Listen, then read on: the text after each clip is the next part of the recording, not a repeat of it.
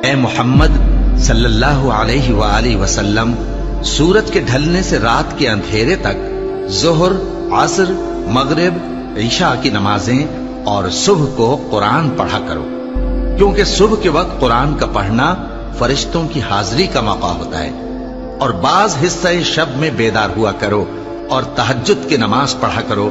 یہ شب خیزی تمہارے لیے ایک اضافی عمل ہے۔ امید ہے کہ اللہ تم کو مقام محمود پر فائز فرمائے۔ اور کہو کہ اے پروردگار، مجھے مدینے میں اچھی طرح داخل کیجو اور مکے سے اچھی طرح نکالیو، اور اپنے ہاں سے زور و قوت کو میرا مددگار بنائیو، اور کہہ دو کہ حق آ گیا اور باطل نابود ہو گیا، بے شک باطل نابود ہونے والا ہے۔ اور ہم قرآن میں وہ چیز نازل کرتے ہیں جو مومنوں کے لیے شفا اور رحمت ہے، اور ظالموں کے حق میں تو اس سے نقصان ہی بڑھتا ہے۔ اور جب ہم انسان کو